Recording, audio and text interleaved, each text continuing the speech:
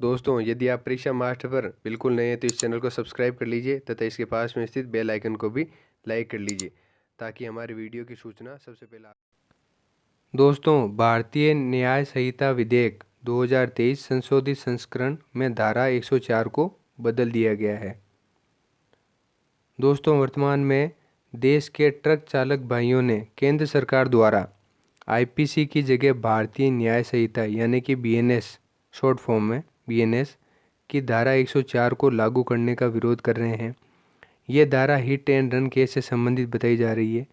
सभी जगह धारा 104 की चर्चा हो रही है, परंतु दोस्तों वर्तमान में केंद्र सरकार ने धारा 104 से हिट एंड रन से संबंधित प्रावधानों को बदल दिया है।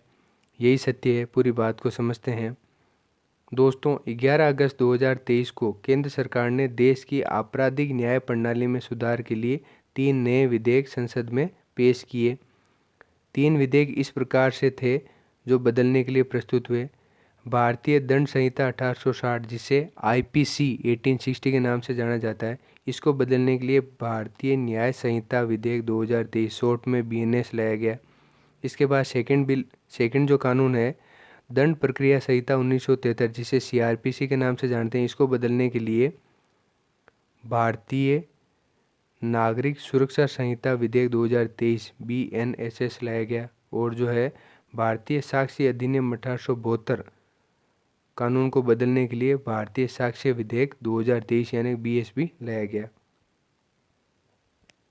इसके बाद इन तीनों विधेयकों को समीक्षा और सिफारिशों के लिए गृह मंत्रालय की संसदीय स्थायी समिति के पास भेजा। ये बिल प्रस्तुत कर दिए और इसके बाद इन बिलों को समीक्षा और सिफारिशों के लिए गृह मंत्रालय की संसदीय स्थायी समिति के पास भेजा गया। 3 महीने के विचार विमर्श के बाद भारतीय जनता पार्टी के संसद सदस्य बृजलाल की अध्यक्षता वाली समिति ने बीएनएस, बीएनएसएस और बीएसपी पर बदलाव की सिफारिशें करने वाली 3 रिपोर्ट जारी की। साथ ही विभिन्न पैनल सदस्यों के असहमति नोट भी जारी किए। समिति के विपक्षी सदस्यों की एक प्रमुख असहमति तीनों विधेयकों का हिंदी में नामकरण को लेकर भी थी। ये जो समिति थी इसमें विपक्षी सदस्यों ने एक असहमति जाहिर की कि ये जो तीनों विधेयक हैं वो आप हिंदी नामकरण से क्यों प्रस्तुत कर रहे हैं। उन्होंने आरोप लगाया कि विधेयकों का स्थानीय शीर्षक भारतीय संविधान के अनुच्छेद 348 सर्वोच्च न्यायालय और उच्च न्यायालयों और अधिनियमों विधेयकों आदि के लिए उपयोग की जाने वाली भाषा का उल्लंघन करता है, जिसमें कहा गया है कि अदालतों और विधेयकों के लिए आधिकारिक भाषा अंग्रेजी होगी। हालांकि संसदीय समिति ने तीनों विधेयकों के हिंदी शीर्षकों को मंजूरी दे दी। यानी कि इसमें जो सबसे पहली आपत्ति थी समिति के सदस्यों की कि भाई आप इसको आईपीसी 1860 को चेंज कर रहे हो तो आप आईपीसी 2023 कर दो, लेकिन आप ये भारतीय न्याय संहिता इसका हिंदी में नाम क्यों रख रहे हो। अनुच्छेद 348 के तहत ये गलत है। लेकिन इस सिफारिश को जो है बीजेपी ने नहीं माना और जो हिंदी में जो शीर्षक है उन्हीं को जो है पेश किया और लागू भी उन्हीं को करने जा रहे हैं। तो यानी कि जो पहली सिफारिश थी वो इनके नाम को लेकर थी, जिसको समिति ने जो कहा था कि भाई आप ये हिंदी में शीर्षक मत रखो, अंग्रेजी में शीर्षक रखो, जिससे जो सरकार ने नहीं माना और हिंदी में ही जो इन कानूनों को हिंदी शीर्षक से ही पास किया। इसके बाद नेक्स्ट है सिफारिशों के अनुसार तीनों विधेयकों को 12 दिसंबर 2023 को संसद से वापस ले लिया गया। अब यहाँ देखिए, पहले बिल प्रस्तुत होते हैं, फिर 3 महीने के विचार विमर्श और सिफारिशों के बाद जो रिपोर्ट आती उसके आधार पर 12 दिसंबर 2023 को संसद इन कानूनों को वापस ले लेती है। ठीक है। इसके तुरंत बाद तीनों विधेयकों के संशोधित संस्करण पेश किए जाते हैं। अब इनमें जो जो संशोधित करना था वो सारे संशोधित धाराएं कर दी और अब ये जो संशोधित संस्करण है तीनों विधेयकों के वो अब पेश किए जा रहे हैं। संशोधित विधेयकों को अब भारतीय न्याय द्वितीय संहिता विधेयक 2023 यानी शॉर्ट में बीएनएस सेकंड, भाई दूसरी बार पेश हो रहे हैं तो द्वितीय लगा दिया। भारतीय नागरिक सुरक्षा द्वितीय संहिता विधेयक 2023 बीएनएसएस सेकंड और भारतीय साक्ष्य द्वितीय विधेयक 2023 यानी कि BSB second. National law university Delhi के आपराधिक न्याय अनुसंधान और कानूनी उद्देश्य कार्यक्रम प्रोजेक्ट 39A ने एक रिपोर्ट प्रकाशित की है जिसमें प्रमुख बदलावों का पता लगाया गया है, जिसमें बिलों के नए संस्करणों में स्वीकार की गई सिफारिशें और सुझाव भी शामिल हैं। अब संशोधित नए भारतीय न्याय दूसरी संहिता विधेयक 2023 को लोकसभा में 20 दिसंबर 2023 और राज्यसभा में 21 दिसंबर 2023 को पारित कर दिया गया। अब ये जो संशोधित जो बिल पेश हुए थे, इनको लोकसभा में 20 दिसंबर 2023 को और राज्यसभा में 21 दिसंबर 2023 को पारित कर दिया गया, जिसके तहत अब धारा 104 के प्रावधानों को संशोधित कर धारा 106 में बदल दिया गया है। अब नए संशोधन कानून ही लागू होंगे जो निम्नलिखित हैं, अभी आगे चर्चा करेंगे। तो यहाँ सबसे बड़ा जो कन्फ्यूज़न हो रहा था धारा 104 और 106 में, तो वो भी अब इस लाइन से आपके बिल्कुल समझ में आ गया होगा कि धारा 104 में जो हिट ऑन रन केस से संबंधित थी वो पूर्व में थी जब संशोधित नहीं था। अब संशोधित जो बिल पेश किया गया है उसमें धारा 104 को हटाकर धारा 106 हिट एंड रन हटाया, मतलब कि धारा 104 में दूसरा कानून बना दिया गया है और धारा 104 में जो हिट एंड रन था पहले वाले बिल में उसको 106 में बदल दिया गया है। तो अब हिट एंड रन केस से संबंधित धारा कौन सी हो गई? धारा 106। अब आगे समझते हैं धारा 106 के बारे में कि उसमें क्या क्या प्रावधान है। धारा 106 उपेक्षा द्वारा मृत्यु कारित करना यानी लापरवाही से मौत।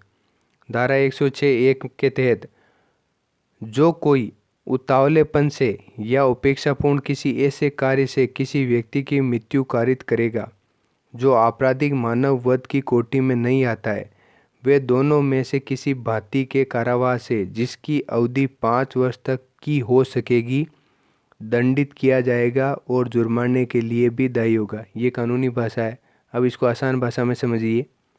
धारा 106(1) के तहत यदि कोई व्यक्ति तेज गति या लापरवाही से गाड़ी चलाता है और इस लापरवाही के कारण किसी व्यक्ति की मौत हो जाती है तो लापरवाही से गाड़ी चलाने वाला व्यक्ति 5 वर्ष तक की सज़ा और जुर्माने के लिए जिम्मेदार होगा, जो कि पूर्व का जो कानून था जिसमें धारा 104 थी उसमें 7 वर्ष तक की सज़ा थी, उसको सिफारिशों के आधार पर 5 वर्ष तक कर दिया और जुर्माने के लिए भी जिम्मेदार बता दिया। अब ये जुर्माना राशि कितनी होगी इसका कोई उल्लेख नहीं है। इसके बाद है इसी में धारा 106(2), इसमें कहा गया है जो कोई यान के उतावलेपन या उपेक्षापूर्ण चालन से किसी व्यक्ति की मृत्यु कारित करेगा जो आपराधिक मानव वध की कोटि में नहीं आता और घटना के तत्काल पश्चात इसे पुलिस अधिकारी या मजिस्ट्रेट को रिपोर्ट किए बिना निकलकर भागेगा, किसी भी भांति के ऐसी अवधि के कारावास से जो 10 वर्ष तक का हो सकेगा दंडित किया जाएगा और जुर्माने के लिए दायी होगा। ये कानूनी भाषा है, आसान भाषा में समझिए। धारा 106 की उपधारा 2 के तहत यदि कोई व्यक्ति तेज गति या लापरवाही से गाड़ी चलाता है और इस लापरवाही के कारण किसी व्यक्ति की मौत हो जाती है और गाड़ी चालक तुरंत इस घटना की सूचना पुलिस अधिकारी या मजिस्ट्रेट को दिए बिना भाग जाता है तो वह गाड़ी चालक 10 वर्ष तक की सज़ा और जुर्माने के लिए जिम्मेदार होगा। और इसके साथ ही दोस्तों इस कानून में एक और धारा जुड़ी है, धारा 281, वो भी इसी से संबंधित है। लोकमार्ग पर उतावलेपन से वाहन चलाना यानी कि लापरवाही से गाड़ी चलाना, उसका क्या नियम है?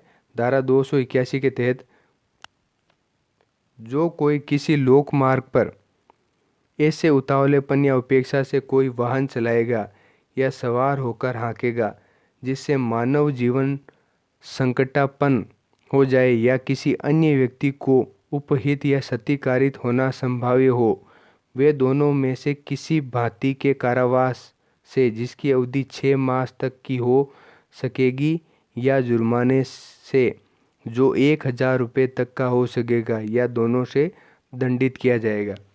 धारा 281 कह रही है कि अगर आप लापरवाही से गाड़ी चलाते हो और किसी व्यक्ति को चोट लग जाती है, उसकी मृत्यु नहीं होती, केवल चोट वगैरह लगती है, उसको क्षति पहुंचती है, तो आपको 6 महीने तक की सज़ा होगी या 1,000 रुपये का जुर्माना होगा, या 6 महीने की सज़ा और 1,000 रुपये का जुर्माना दोनों हो सकता है।